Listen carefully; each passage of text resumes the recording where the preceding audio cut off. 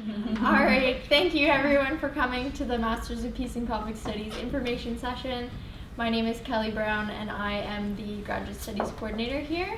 And I might have met with you, some of you before, emailed with you, but it's great to start putting faces to the names. We're going to start tonight by doing a quick go around of the people in the room. Either just start with your name, where you're coming from, and then whether or not you're a prospective student or current student or faculty member or staff. So, I'm Kelly, I'm from Waterloo, and I'm a staff member here. Hi, my name is Rachel. I'm the Internship Coordinator for the Masters of Peace and Conflict Studies program. My primary role is with our undergraduate program here, but that's my role with MPACS. I'm from Caledon, but have been in Waterloo for about 10 years now. Is that right? Yeah. I'm Michelle. I'm coming back to Waterloo, I hope. I just applied. I'm a full-time farrier, so I would be in the part-time program. Awesome. Yeah. Thank you. I'm Erin. I'm living in Waterloo now, doing my undergrad in Peace and Conflict Studies, and I'm a prospective student. Hi, my name is Marcy, and I'm just exploring what kind of education there is for me beyond my bachelor's. My name's Heidi. I actually live in Brampton right now, but I'm moving back into the area. I completed my undergrad at University of Windsor, and so I'm a prospective student. My name's Brittany. I live in Kitchener, but I'm originally from Timmins, so far north. I finished undergrad last year. I was going to take a year off, so I'm just looking for next year what options I have. My name's Amar. I'm from Waterloo, and I'm a fourth-year global studies student at Waterloo University. I'm Thomas. I'm also from Waterloo, and I'm also studying global studies at Murray right now. I'm Jessie. I'm from Kitchener, and I'm in my last semester of the MPACS program. I'm Jacob, and I'm a returning student here at the MPACS program. Originally from London, but I've been here for my undergrad and just can't get enough. I'm Lindsay. I'm going into my last term this winter, and I'm originally from Windsor. My name is Raina Neufeld. I'm one of the faculty members of Peace and Conflict Studies here in Grebel and in PACS, and I am originally from Western Canada and have lived in Waterloo for almost 6 years now. Awesome. So a little bit about tonight, we're going to do some formal programming, and so I'll just go through some of the things that you might need to know about applications, about our structure of our program, and about the overall philosophy and mission of the program, and then we'll have lots of time for questions. I'm going to ask some questions of our current students so you guys can hear what it's like to be in the MPACS program, and then we'll open it up to you guys. All right, so our agenda for the evening. So we're going to go through the mission, the program structure, the internship component, which is a big draw to our program, but not a mandatory piece of our program, what some of our alumni are doing, and then the application admissions process. We'll hear from our current students, and then questions.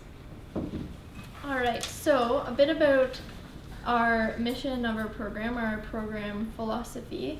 I'm going to turn it over to Raina, who will give us an overview.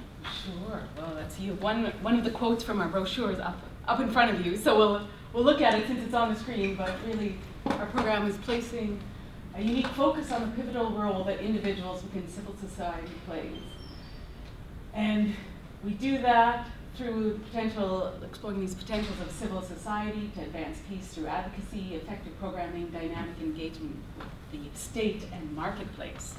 And so that really speaks to the underlying vision and how our program thinks about what is civil society's role in pursuing change. And so we are a program that are about trying to help, support, enhance, empower people's abilities to be agents of social change and build peace.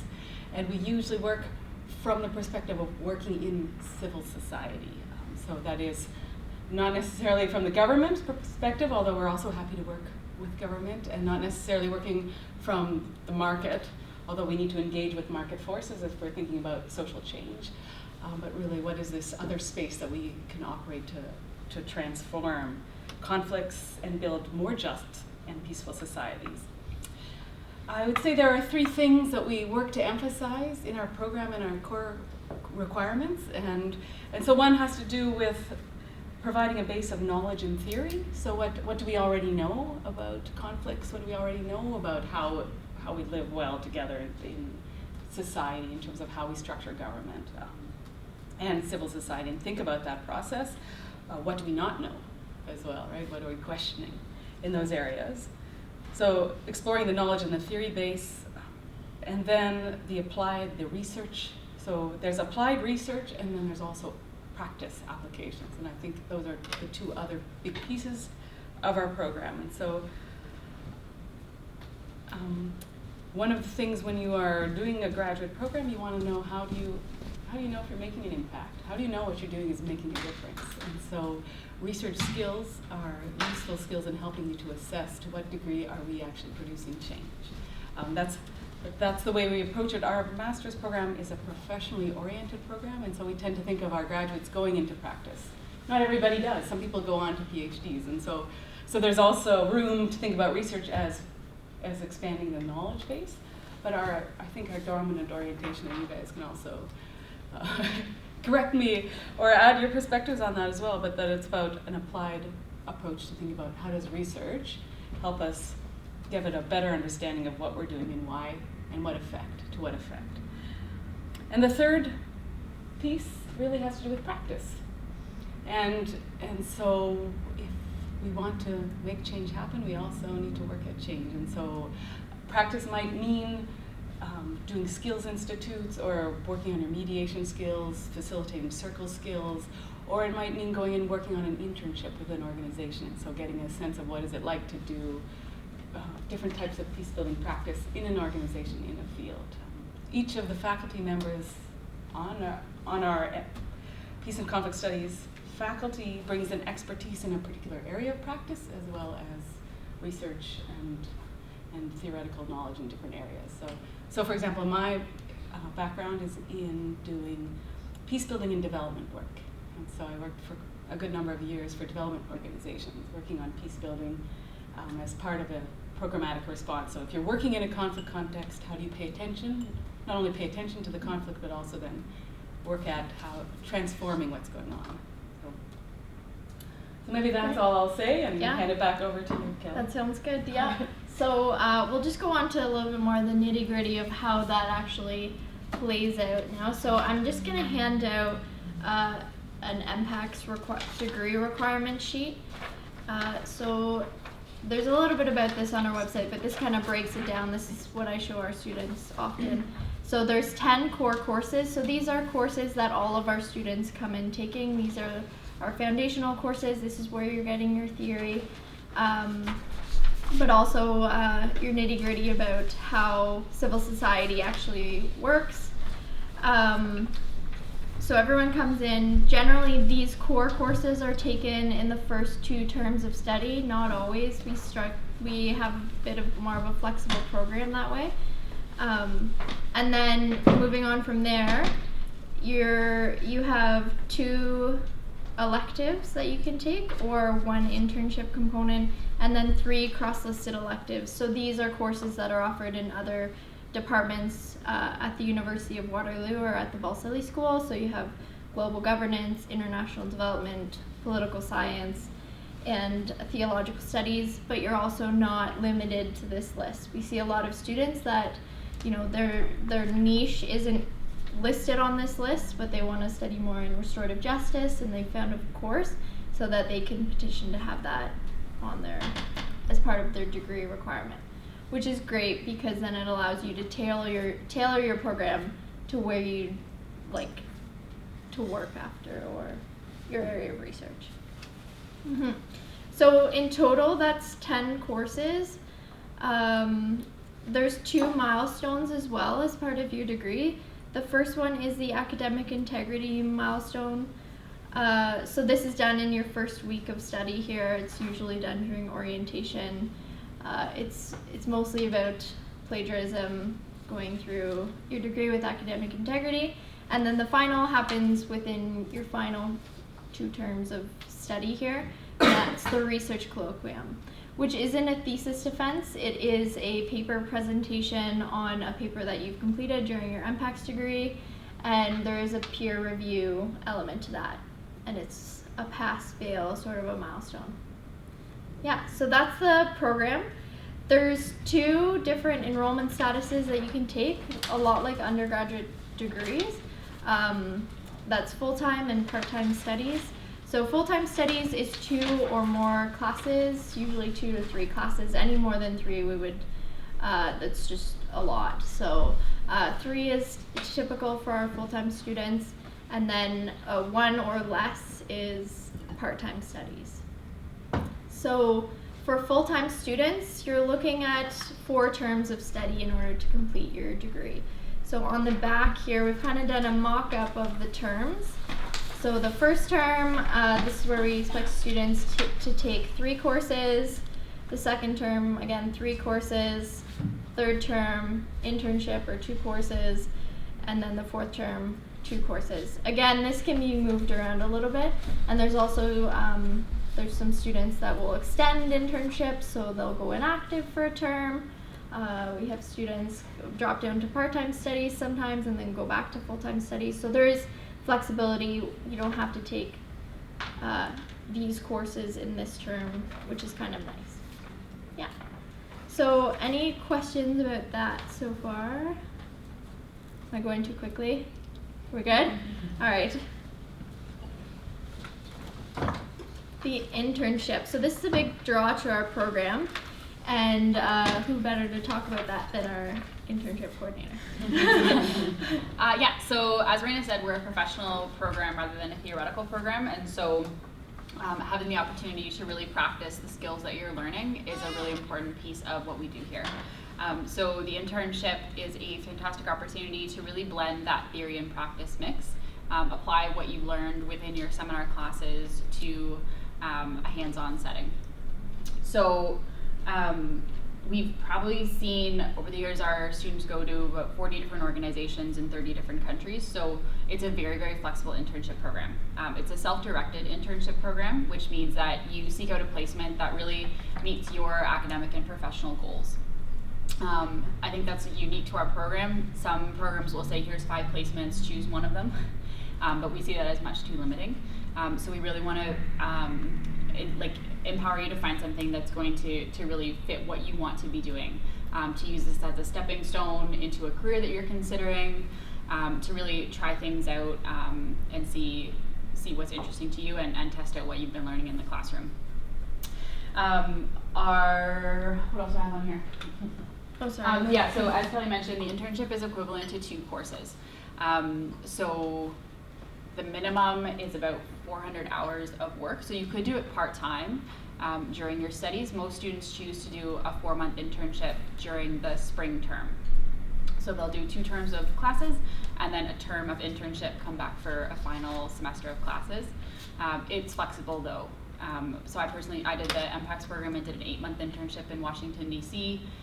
Jacob, which I'll ask him to talk about later, is doing a 6-month internship. Jesse did a 4-month internship. A little under, but yeah. Yeah. So very, very flexible, which is, I think, a real asset. So you can really make it what you want it to be. We do have funding available, recognizing that doing international placements can be a little bit pricey. So there is some funding available from the department and from the university, which is great. Next slide. So this is just a few examples of some local internships that we've seen students do. So a lot of local ones working through refugee support, MCC's Circle of Friends program providing support to at-risk individuals. Community Justice Initiatives has a lot of mediation programs that students will get involved with.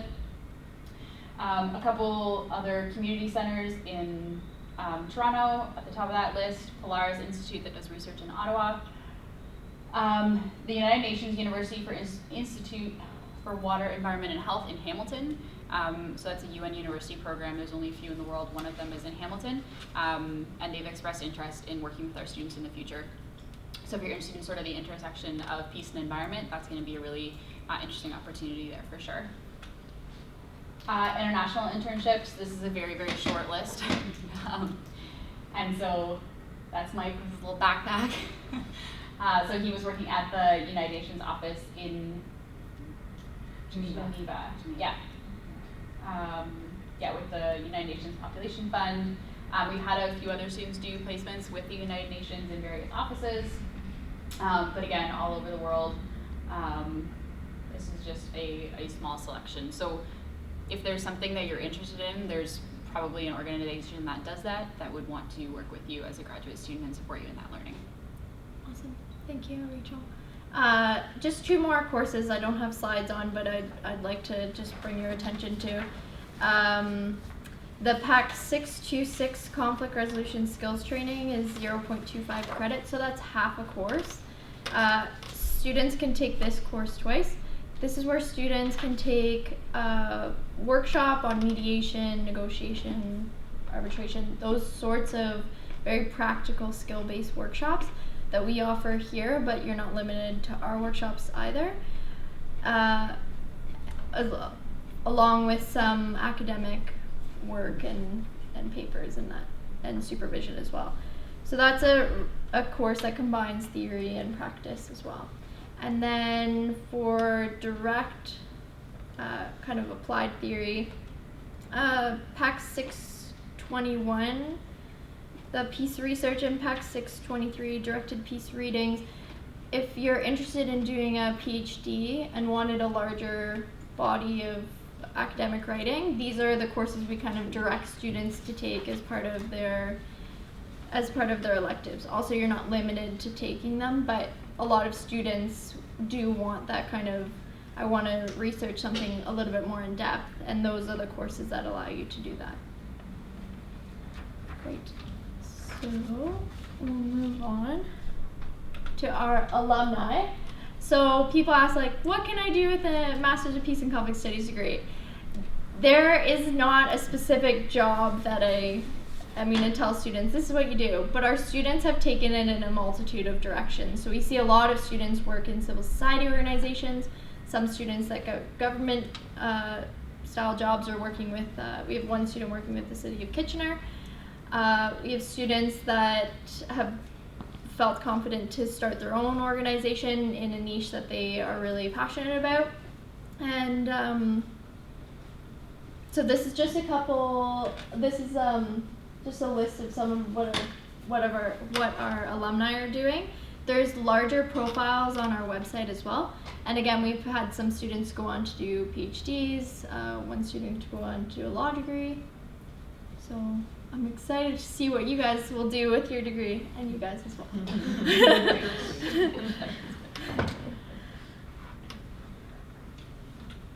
Alright, so some unique features about our program. As Raina said, we have some really interesting faculty members here, and I would encourage you to look at our website on what our faculty members are experts in, and they may also, that may be something that you really align with. Like Raina is the leading researcher in reflective peace building, which is a huge asset to our program.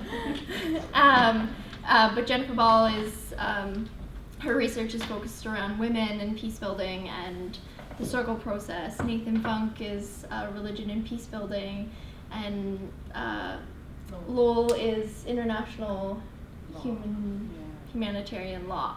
And that's not just what they're interested in. They all kind of dabble in a bunch of things. So that's just something. If you're looking at any graduate programs, look at the faculty members for sure, and we have some good ones. So, the Center for Peace Advancement. So that's on the 4th floor of Grebel here. That's kind of a space where they do 3 different types of things. They do collaborative research. They do incubator space for startups, NGOs, and organizations, and then they also have some space for well-established organizations like Project Plowshares, Tamarack, thank you, and WPIRG, just to name a few. Yes. So there is a little bit of something about them in your booklet here. Sorry, I haven't referenced this yet. This is some of our promotional materials. But the Peace Incubator, this is where some of our students who have started organizations have actually kind of landed to get their feet on the ground. So this is like when you first have an idea, you kind of incubate it here. There's lots of resources. And we also partner with them for our Peace Innovators Forum, which I'll talk about coming up. So that's a really interesting space. Your graduate space, we have a graduate lounge, is also on the 4th floor. So they love having graduate students get involved in what they're doing. There's also a gallery up there. They've got lots going on, so that's a big draw. Opportunities for research positions. So every the fall and winter term, we have usually 4 positions available to work with our faculty members on a research project that they're working on. This is a stipend amount of money, so it also kind of supplements the tuition. Opportunities for marketing assistant positions.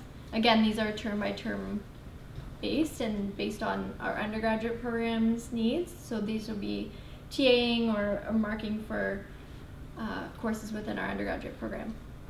The Peace Innovators Forum. So this is kind of our speaker series. This is like a bonus to your in-class work. So we have this every Thursday. There's food, and we invite a speaker from the community to come in and talk about what they're doing. So it kind of gives you an opportunity to network with the people in the room, because it's CPA participants, which is the Center for Peace Advancement. So the people working up there are Masters of Peace and Conflict Studies students, and then the person that we invite in. So it's a really good opportunity for networking. The Conrad Grebel University of Waterloo relationship. So we are a smaller college campus on the larger University of Waterloo. So what you're getting here is you're getting a smaller community, more resources available to you, but you also have the larger University of Waterloo resources available to you. So it's kind of nice. You get this like small home base feeling on a larger field. Mm-hmm. The MPAC Society. I think we have a society member here. Are you all 3 society members? No. Do you want to like give a little plug for the MPAC? Sure. So Society? MPAC Society is just a student-run elected group of 5 individuals, and I'm VP of Communications, and we get kind of a stipend from the faculty in Grebel and as well from the Graduate Student Association. So essentially we get to plan fun events for our own cohort and students, and then also our president sits in, I think it's a monthly meeting with all the faculty to talk about what's going on in Grebel and then see how graduate students can fit into that or what we can do, and it's just, I guess, a conversation there. But essentially we just plan a bunch of fun events for our cohorts and try to make it community oriented and just like self-care, and so we're all like hanging out all the time, so it's a lot of fun. Awesome, thank you. And then the small cohort environment. So we have, this is a typical size room that we would have this is a classroom that we use. So it's about anywhere between 12 to 15 we usually aim for in our cohorts. So it's kind of nice. You get to know your cohort of students and it doesn't feel like you're lost in a big crowd. All right, any questions so far? All right, admissions requirements. So what do you have to do to get in? The general admission, we have 2 admissions streams. The general admission is we're looking for a 4-year honors degree with a minimum of a 75 average in your last 20 courses. So if you're just finishing up your degree now, we will look at your last 15, and then, because you'll be applying before you're actually done your program, and then we'll look at your last 5 once your last transcripts come in. But we'll evaluate you based on your last 20 total. Yeah. So then our alternative admission. So this is where students, we value work experience here. So students that maybe don't have a honors degree, or maybe they don't have a full bachelor's degree, but they have some education. And then lots of field experience. We're looking for 8+ years of field experience in peace and conflict studies related issues. And then this can also go hand in hand with a probationary or qualifying term. So that's either, where you come in and you do 2 classes or 1 class at the master's level. and we just kind of monitor how you're doing, or a qualifying term where you're spending a term in our undergraduate program and then eventually leading into the master's program. So those are the two different streams. Most people are general admission. The online application. So the application is done completely online. There is some things that are sent in via mail, that being transcripts. So we're looking for official transcripts once you get in, but everything else is submitted online. So transcripts, these can be unofficial transcripts when you upload them to the OUAC site. Resume or CV. 3 letters of reference. So these are references that you just put in their information and then the university contacts them. They're not actually letters of reference. We contact them for those. And then 5 to 8 pages of a writing sample. So this is something that kind of showcases your writing ability. It doesn't really matter the topic. It doesn't have to be specifically peace and conflict studies related, just something that's of academic quality. And then the supplementary questions. So these are 4 questions we're kind of looking for. Are you a good fit for our program? And vice versa. And let's hear from our current students. So this is our 2 cohorts right now that we have, because it's a 1.5-year program. There is some overlap in the fall term. So yeah, you can generally see the size. We also have part-time students in there as well. So there's about 30 or so in our program at the moment. There's a lot finishing up their degree in December, and then some more finishing up in the spring. So our current students, do you guys want to introduce yourselves one more time? Sure. So I'm Lindsay. I didn't do an internship in the summer, but I did a job, I had a summer job that was related to the field. And I am going into my final term this term, and I'm the VP of Communications on MPAC Society. I've been a TA before, and right now I'm doing a Peace Scholar position as well. So if anyone needs to talk about that, I can answer some questions. And I'm Jacob. I did my undergrad here as well at Grebel Peace and Conflict Studies, and I wanted to do more, and so I came back. Currently, I'm doing a 6-month internship with an organization here in the area, and just came back from 2 months in Romania as part of that internship. And so if you get accepted, then I'll probably see you around, because I'm kind of slightly behind because of this internship, but it's good though. I'm Jessie, and I'm going into my last semester of the Impacts program. I also did marketing assistantships, and now I'm doing research with Rainer. And I did an internship this past summer in South Africa, so hopefully I can answer questions on those specific parts of the program. Mm-hmm. So could you tell us a little bit about what you were doing before you came to the MPACS program, and then what drew you to do a master's and then to do a master's in peace and conflict studies? So I did my undergrad at Waterloo in legal studies, essentially, and I had it all planned out. I was going to be a lawyer, and then I started, the more I was, getting into the material, and the more I was reading and being upset with the justice system, I realized that wasn't really the route for me, and I couldn't see myself kind of going into that field anymore. And I actually went to a session, way long ago, and that was kind of the deciding factor, because it does integrate those 3 pillars, which is something that's really important to me, like the government, marketplace, and civil society. And so I think it's really important, developing skills to interact in all 3 of those realms. So I guess I applied here and got in, and I was also interested in other programs that had to do with social development and policy, but this program has been able to give me some of those skills, and I've been able to do some interesting courses outside of this as well. So like I said, I did my undergrad here and in peace and conflict studies, and I really enjoyed it, but I felt like I covered a lot of distance, but I didn't go very deep into something. And so up until the last couple of semesters, I started getting I really want to get into this, and I want to dig deeper and kind of dig at the roots of these conflicts and so on and so forth. And so that's why I chose to do a master's program here, is because I wanted to dig into a few issues that I was really passionate about and things that I really wanted to learn more about. And I got more than I bargained for, because I've learned a lot more than just the couple issues that I thought I was going So I did my undergrad at the University of Toronto. I studied international relations and peace, conflict, and justice through the Monk School. And I guess I felt like I wasn't getting a sense of what practically I could do with that degree, what a career would look like if I didn't want to do something more government or diplomacy focused. So I was interested in this program because it has a more practitioner focus. And outside of my undergrad, I've been very involved in NGO, civil society type volunteer placements, and got a lot out of that, and was interested in pursuing a career that was more in that direction.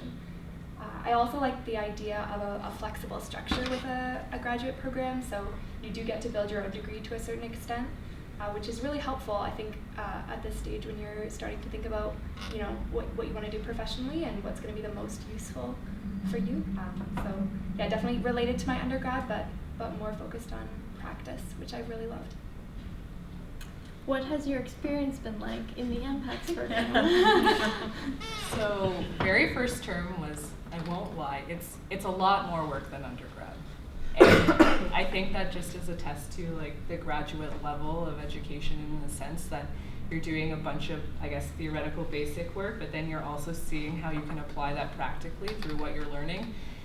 So I really enjoyed that because I like that aspect, and because the cohorts are small, it's just a great community, and like the grad hive on the CPA is just an awesome place where we all like kind of meet and hang out either before or after class, and it's nice to catch up with everybody.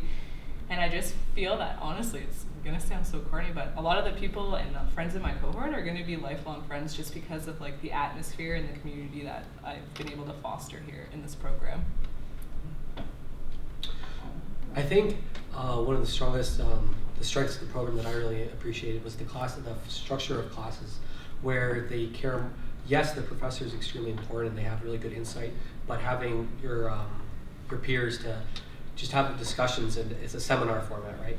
And so unlike undergrad, where you're being lectured at, here you're engaging in conversation, and people have really there's such a broad amount of views that people bring to the table, and to be able to bring all those views to the table with respect and an open mind, I think is really powerful. It helps you see things in a new way. So I was really excited by the idea of being in a college community on a larger campus, because that's what I had in undergrad at U of T. And I just find that really helps to support you as a whole person, not just academically, but your entire well-being as you're going through school. So I've really, that hasn't let me down here. I've really appreciated that at Grebel, and like an incredibly supportive faculty here. So that's been a really important piece of the MPACS program for me. I also have really enjoyed the diversity of the cohort. So you have some people who are coming from a few years of work experience, and then other people who are coming straight out of an undergrad. So people at different life stages who are bringing different insight and life experience into class discussions, which I think adds a depth to what you're learning. And then I guess I maybe spoke to this already, but the flexibility of the degree, and I got to explore a lot of different things. So I got to do research and do the peace research course, but then also have more practical experience through the mediation and conflict transformation workshops, and then through work experience during my internship. So I feel like it opened a lot of doors, and maybe some of that's just mentally, but realizing there's a lot of different paths I could take after this degree, more than I probably thought when I came out of an undergrad. Awesome. I was just like lost in what you guys were saying, so I don't know my next question. Did you do an internship? If so, where, and what was it like? So I did not do an internship. I ended up just working in the community because I had a lease, and it didn't work for me financially, unfortunately, but the skills still allowed me to get a job I was doing research for a local organization. Yeah, right now like I said, I'm currently doing one right now. I started working for an organization in Elmira called International Teams Canada, and for the past 2 months they sent me to Romania to do practical, somewhat like evaluation type work, which I learned here. And so it's been a really good experience so far. It's kind of the reason why it was such a great, or why it's so great, is it's given me both experience abroad as well as here, which sometimes it's really tempting just to go abroad. I just want to go see the world or go do something somewhere different, or but getting to know people, make connections this side of the ocean or in Canada in your local area, I think is really invaluable, and I think the internship is a big part of that. So I did do an internship this past summer from May to August. I was in Johannesburg, South Africa with an organization called Civic Us, and they're an international alliance that's focused on promoting and strengthening civil society around the world.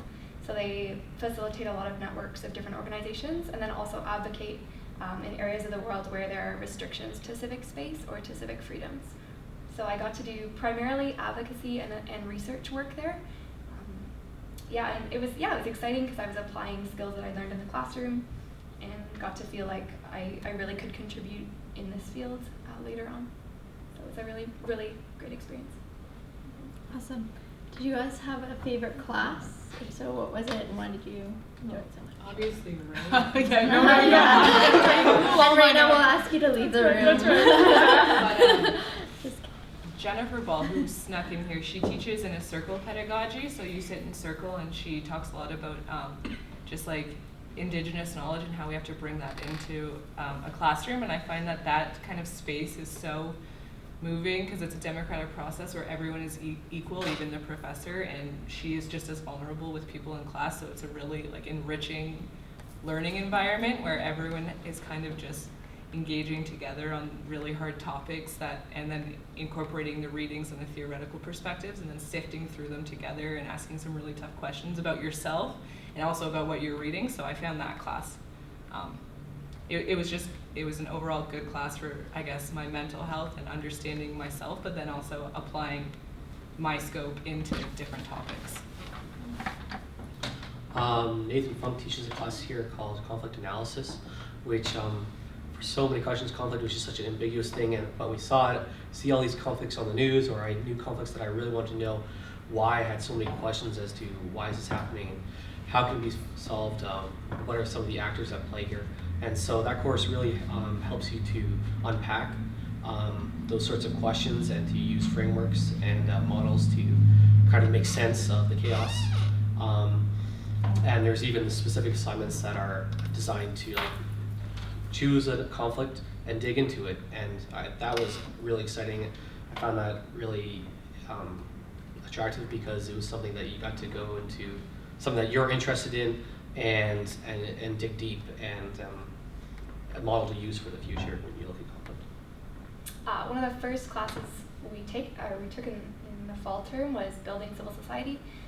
Lowell taught that class and we were there. It's on sabbatical right now. And I wasn't really familiar with the concept of civil society, or that had never been framed to me or explained to me in that way. And that was exciting. That's where I learned about Civic Us, which is the organization that I ended up interning for. And I guess the focus was more on some practical skills. We talked about things like leadership and followership. One of our projects was creating a business plan for if we were to launch a social innovation of some sort, and I didn't expect to get those kind of skills from this program. So at one point, looking at budgeting and creating an Excel sheet of that, it's totally brand new stuff, but I think really practical and really relevant if you want to go into NGO work where your job probably will be a big mix of things. So yeah, I think that was a really good foundation for the rest of my degree. And then I'll also just say I took the peace research course, and Raina was my supervisor. And that, was an opportunity for an entire semester to dig into an issue that I cared about and to strengthen some of my writing and analytical skills. And I think if you do want to do future research or do a PhD, that's a really awesome option. I think I got some confidence out of that on my writing abilities at this level. Awesome, thank you so much. So we'll open it up now. If you have a question for myself, Raina, Rachel. She's my best friend. And or any of our current students here, feel free to ask them. Yes. Is there at all an opportunity, if you find a faculty member and you're willing to do research for them, is there a thesis option at all? There isn't a thesis option. The piece research and the piece readings kind of complement each other, so it would be a thesis style of paper, and you can work with one faculty member on both of them, or you can split it up and have one faculty member supervise your piece readings and one supervise your piece research. But that would create a thesis style paper. For PhD work? Yes. Yeah, Okay. Yeah. maybe I can add on to Yeah. that a little bit, just to say that often when you, depending on what kind of PhD you want to do, when they're looking at a master's program, they want to look at somebody who's conducted primary field research. Yeah. And so when you're doing a thesis, a big part of that is doing the initial literature review. So basically what you can do is break it up then into one class that is peace readings, that peace reading class, and then what you do is basically your literature review and set up a study. And then we have some students who are being really strategic right now, and they go and get an ethics approval for a research idea that they want to do in the next semester, and then they can do field research under the peace research course then. So it's possible. Usually PhD programs want to know that you know how to do research and can write, and they don't mind if it's shorter than 100 pages. So our products are shorter, usually, and meant to be, I think, still rigorous, and so we've had 3 or 4 students go on to PhDs without any issue. Okay. And we've had one student just recently publish their peace research paper. Mm-hmm. Awesome. Yeah, no problem. Question. So I didn't talk too much about scholarships. Our scholarship system is changing a little bit, but there's a little bit about our awards here. Typically, our full-time students have about 2/3 of their tuition covered. And tuition for domestic students is just under $3,000 a term. Mm-hmm.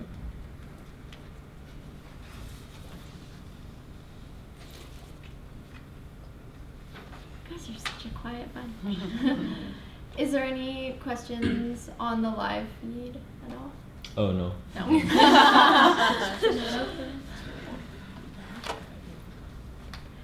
One thing that I would just elaborate on is the connection between Conrad Grebel and the University of Waterloo. It's a very unique relationship, and as has been mentioned, I think is a really strong asset for this program. So all of the professors, their offices are in one building within like a few doors of each other. Your classrooms are right here. Our library specializes in peace and conflict studies, so there's a whole section devoted to peace and conflict studies. Our librarian, that's her subject area, so she's available for research help, resource help, which is another really strong asset. Kelly's office is right at the main hallway, so she's very accessible and very available to students. Is really good at her job, knows the program in and out, and has been very, very helpful to all of our current students and past students. And so I think the Grebel community aspect is good. You have access to that sort of close-knit community while being part of this giant University of Waterloo, but still being able to access the resources there. The University of Waterloo is one of the top schools in Canada with unnameable research resources that are available to you, as well as all the other services. So like health services, there's 2 gyms on campus, there's like 8 libraries on campus, all specializing in different rooms. There's counseling services, there's a doctor on campus, there's a foot specialist on campus, there's a bank, there's all this stuff. You never have to leave. You don't have to leave. There's the Writing and Communication Center that does workshops specifically for graduate students. So if you're wanting to develop your skills in terms of like professional writing or presentations, or there's the Career Center that does resume writing and that kind of thing. So tons and tons of resources available to you while still having that small feel when you're in a really small cohort. You have really engaged faculty members that are available, a really strong graduate coordinator who's available to you, all within a few doors of each other. So it's a really advantageous relationship, and something that I think is unique that we offer here at Grebel. Yes. We actually do have a question from back here. So what is the timeline of being accepted and hearing about a successful application into the program? Yeah, so the deadline for applications is February 1st, and it takes us a couple weeks to go through them. So you can expect to hear back at the beginning of March or so. Yeah. Yes. And how many students are accepted and how many apply? So we don't release a number of how many applications we receive, but we can say that there's more applications than we can accept, and every year it gets like a little bit more competitive, we find. If you have a strong application, you've put all your documents together, you have the 75 average, and in your last 20 courses of your 4-year honors degree, your application would be seriously considered. That's what everybody wants to hear. And how many you admit? Like, what's your? The admission is generally around 15 students, so that can be made up of, some part-time students. We generally have 2 or 3 part-time students every term, and then anywhere between like 12 and 15 full-time students. Yes. So let's say within those 20 courses, like a Spanish course I'm taking that I'm not doing very well in, does that get considered like recognized a lot, or like how does that work? It is recognized. Can be cases made around if there was one particular course that had nothing to do with your degree. Like, let's say you really wanted to take a math course and you didn't do so well, but you're a political science student. There's a case to be made for that. Generally speaking, it might be worth your while to have a conversation with your academic advisor about wiping that, or what's it called? Yeah, dropping it or petitioning it or studying really hard. This course isn't over yet. Okay. Yeah. Good. No,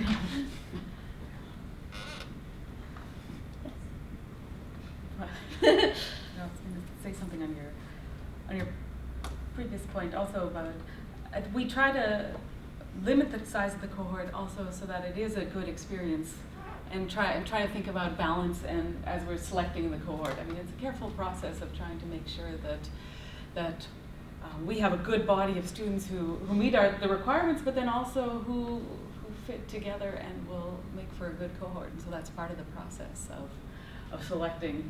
Yes.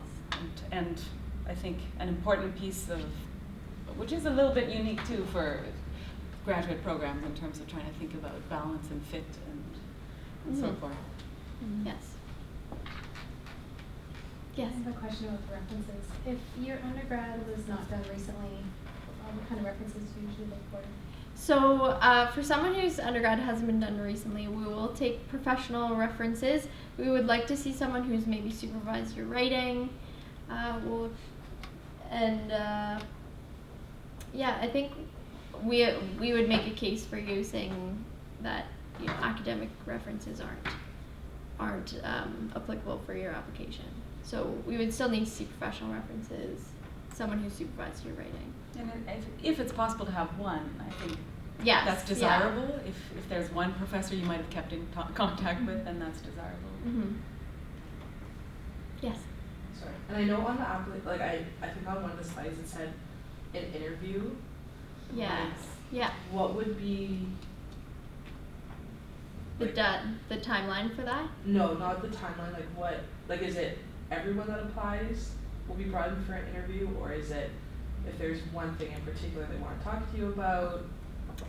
So applications that we are strongly considering are brought in for interviews. Okay. Not all of our students get interviews. Like, if we know some of our students they are a desirable candidate, we wouldn't bring them in for an interview. But generally speaking, everyone goes through the interview process, and that's not a rigorous interview process. It's a lot to do with, we want to get to know you, whether or not you're a good fit for our program, and vice versa. We want to make sure that it's a mutually a good fit. Yeah. Because we also know that you are choosing where to spend your time and your money, right? And you want a good fit for your program to make sure it takes you where you want to go. And so and we want students who want to be here as well in a good fit. So a matching process. Exactly. Absolutely. So because I work with horses, and that's animal welfare is kind of like, I'm not a crazy PETA person, but have you had people that have focused on animal welfare? We haven't yet, have we? Yeah, didn't Ellen Sikorski was interested in that issue, wasn't she? Or maybe that was just personally. Undergrads, we've had more. Oh, yeah, thank you, undergrads. Undergrad level. I'm trying to think. we'd Because I definitely have a be. foundation, there's an organization that I'm sort of going toward, Mm-hmm. you know, down the road when I'm Yeah. finished, but I just thought if you had experience with animal welfare groups. We haven't, but I know Marlene Epp, who's one of our faculty members here as well. She's the dean here right now. That some of her research is focused on that, or she's taken an interest in that. But we haven't had any students that I know of that have directly researched that. But that would be interesting. Cross section, yeah. No, and lots of different areas in terms of it. You think of it in different ways in terms of the animal-human intersections. But Yes. Yeah. There are even bodies of research in peace and conflict studies around Oh, good. horses, but it's not always. Yes. Sometimes it's on the war side, I'm afraid to say. Okay. So we need to build out the other side, right? Yes, The other yes. side more, yeah. Also, can I add something? Like all the courses, there's a component for you to do your own research. Like there's broad parameters that you need to follow. So if it's something you're interested in and you can connect it to the themes, which I think you can, then you can kind of explore what you want essentially. Good. So it's not like there's never anything that's like you have to do this. You get to kind of explore what you're interested in, and I think that just gives you the avenue to kind of do your specified interest, be it animals or anything else. Yeah, for a lot of assignments, generally the requirements are connected to peace and conflict, so it's not hard to make that connection.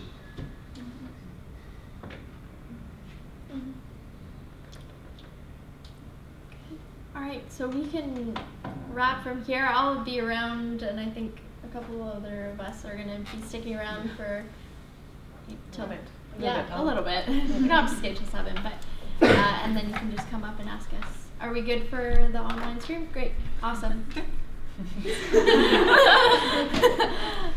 All right, thank you everyone for coming.